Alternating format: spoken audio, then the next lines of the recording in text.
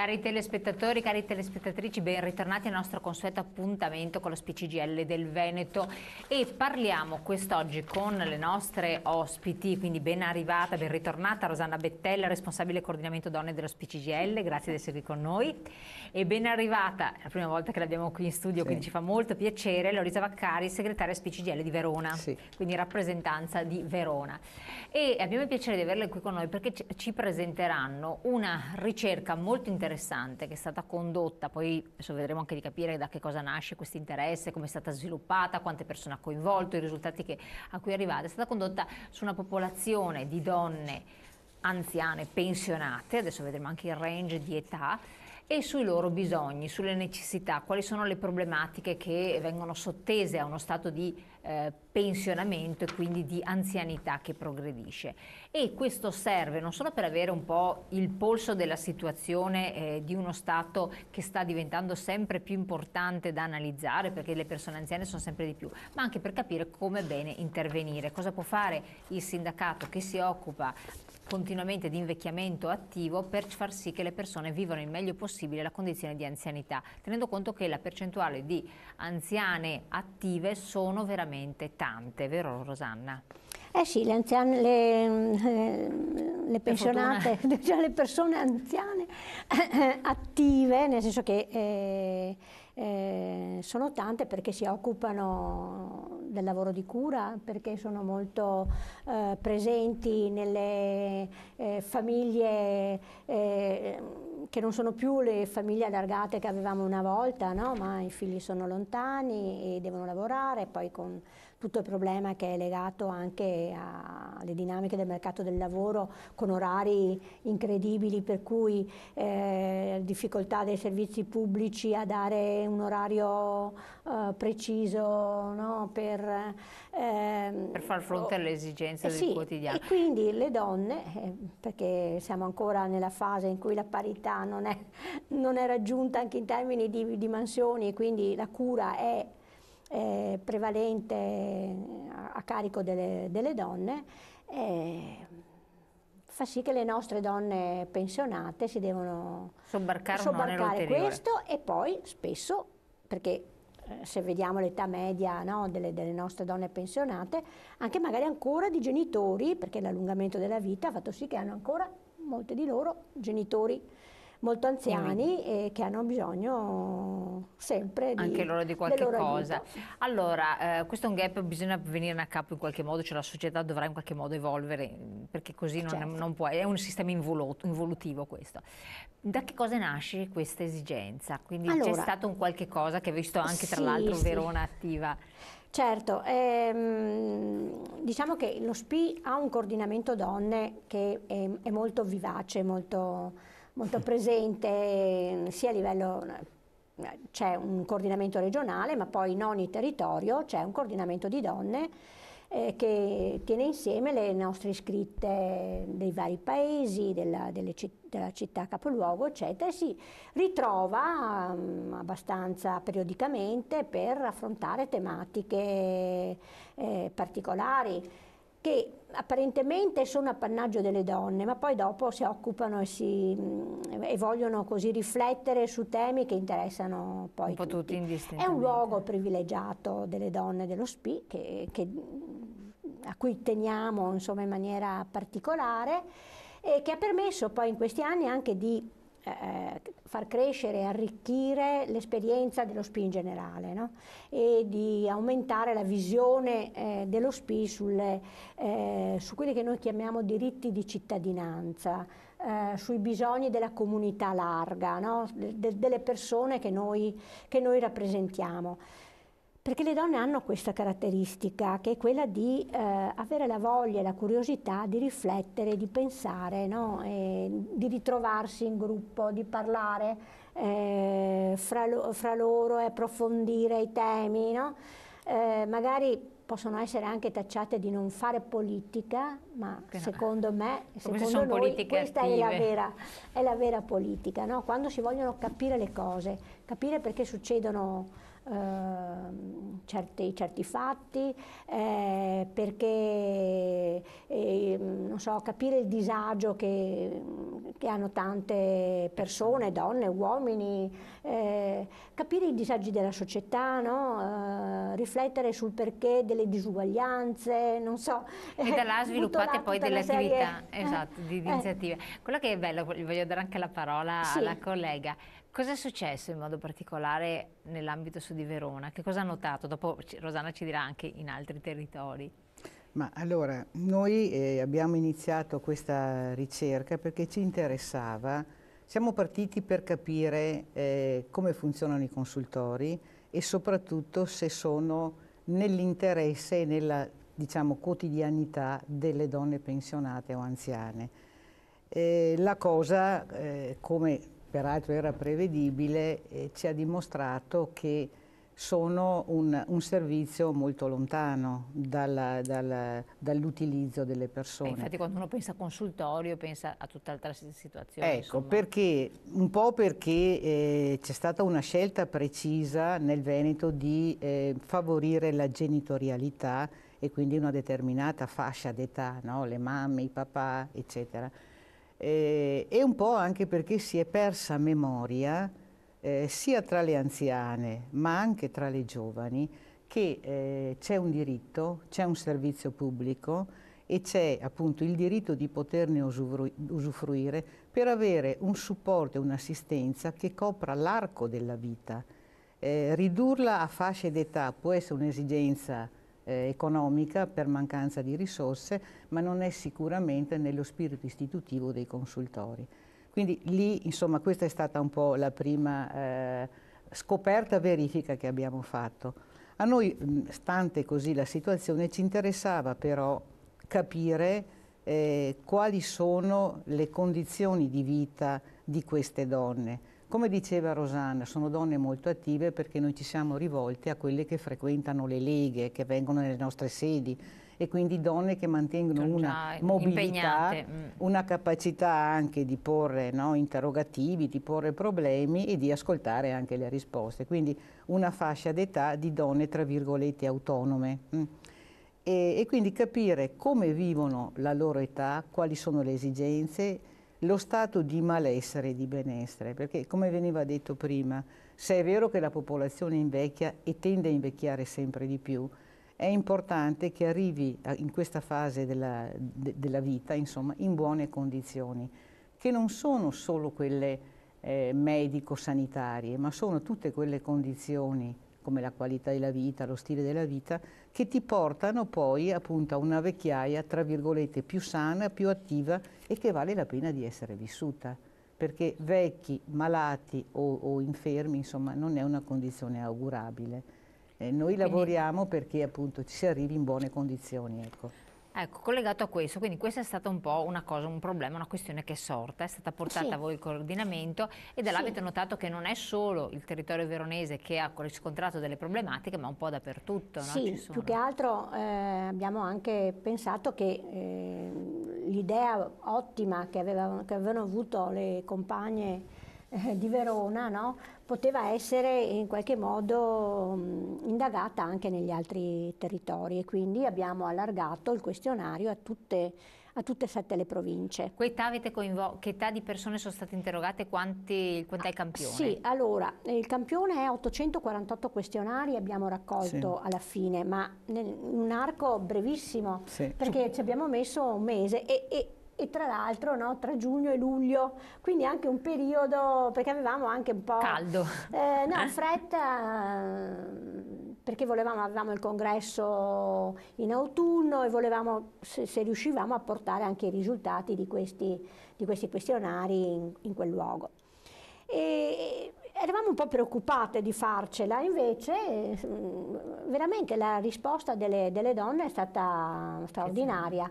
A tutte quelle che è stato chiesto di compilare il questionario, che non era una paginetta, insomma erano tante le domande, no? E c'erano domande chiuse a cui bastava fare la crocetta e anche però domande aperte in qualche modo. Hanno risposto tutte molto volentieri, l'hanno fatto proprio veramente molto volentieri, come se forse noi ci siamo dati questa risposta, ci siamo interessati di loro, no? Era un questionario non generale ma legato proprio alle donne, no? Quindi ai loro bisogni che di solito non si indaga, si indaga in generale. Certo. Quindi uno ha sentito poco, si è preso sì. nel segno. E in più, a parte le domande più di carattere demografico, diciamo l'età, eccetera, che interessava più a noi, queste qua magari le risposte interessavano più a noi, sapere se uno era sposato, se era vedovo, eccetera. Abbiamo visto che provavano proprio interesse per quelle domande invece più intime, più personali, di cui invece noi temevamo la non risposta, sì, no? sì. La non risposta, come se fosse quasi avessero la possibilità di finalmente dire la loro. Perché veramente avevamo questo timore di entrare troppo, no, nel privato, nell'intimità, nel nell'intimo. privato, no? E Fate venire invece, curiosità su che tipo di domande sono state. sì, perché quando tu chiedi a una se chi vive con te ti tratta amorevolmente, sembra una domanda, sì, sappiamo, no, quanto a volte è difficile denunciare la violenza, adesso questo è sì, tema grande, eccetera, però si entra proprio sulla relazione che è molto complicata, in cui tante volte magari una relazione cosiddetta patologica o comunque non paritaria, non egualitaria, in cui il maschio prevarica, eccetera, non è vista dalla donna come un sopruso. A volte le donne pensano che davvero ha ragione il maschio perché si sentono in colpa, no? Certo. Oppure magari le persone anziane hanno l'abitudine di avere certi di subire tutta una vita di sacrifici, no? Di disparità, di disuguaglianza, no? E per cui è normale, è come vivono tutto come normale. E qui invece sono venute fuori cose interessanti. Infatti vorrei magari la prima slide, no? Sì. I bisogni delle donne, che così è anche carino riuscire a vederle insieme per poterle commentare. Sì. Chiedo dalla regia se ce la mettono in onda e iniziare un po' questo viaggio che è stato fatto all'interno di dinamiche familiari. Ecco qua, i bisogni delle donne pensionate del Veneto, questa è appunto la copertina che possiamo dare. Qui i bisogni delle donne pensionate, subito l'indagine che non ha valore prettamente statistico, questo è importante, per cui 848 le anziane che sono state interpellate. Sì. Vediamo un po' insieme. E quindi vediamo che il 23,5% ha un'età fra i 55 e i 64 anni, chiaramente la maggior parte di questa fascia è verso i 64 anni, sono veramente poche quelle che ne hanno meno, anche per i cambiamenti che ci sono stati, insomma, no? sull'andare in pensione. Il maggior nucleo è fra i 65 e i 69 anni, il 29,5%, e il 25% fra i 70 e i 75 anni. Non siete andate oltre?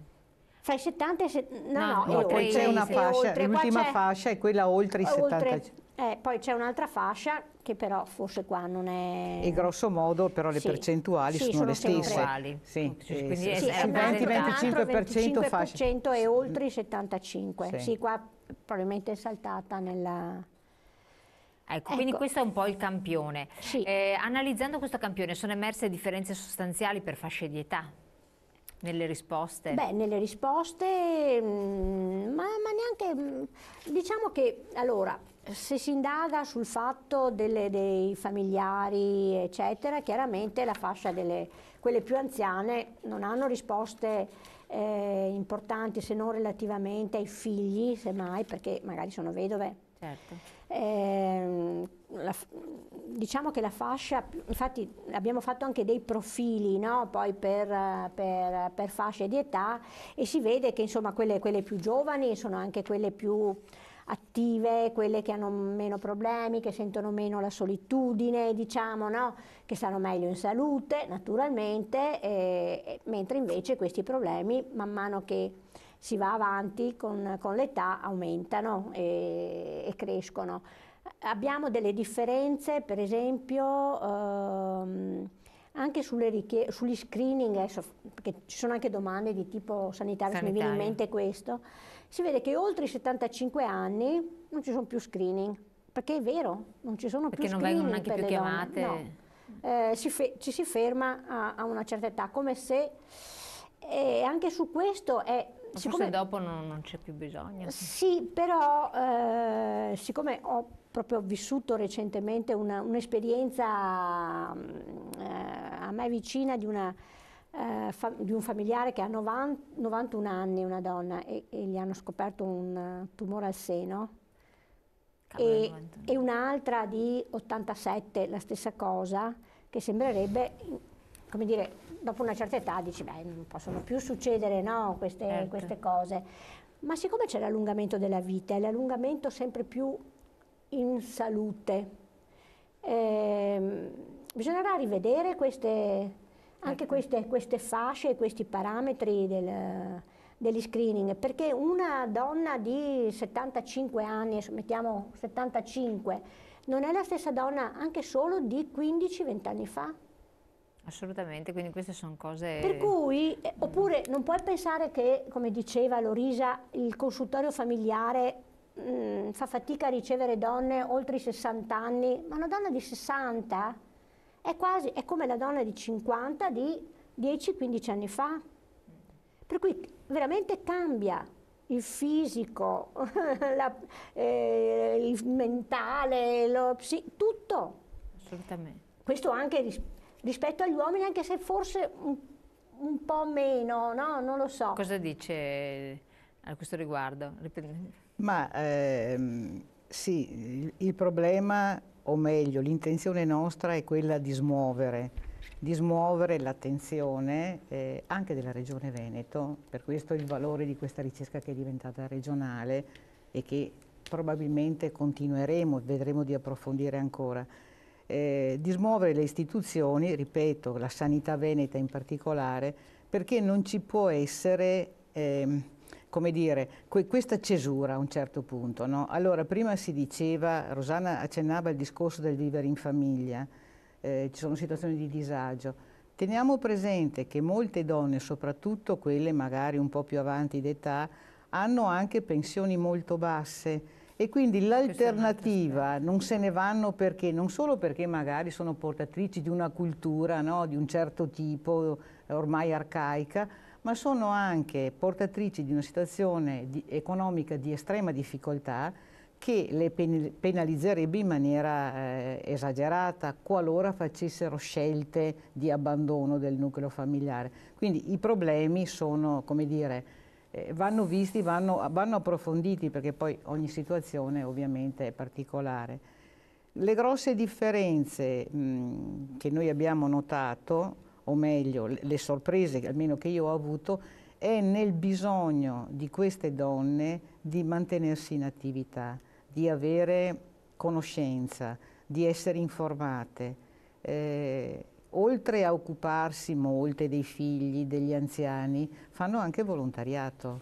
Quindi essere ancora più partecipi alla società. E però vogliono informazioni sulla loro salute, sulla loro, su poter vivere in maniera, no, migliore, per mantenersi in forma, per essere informate anche sulle nuove tecnologie, su internet, sull'uso del computer. Quindi sta cosa è stata una bellissima sorpresa.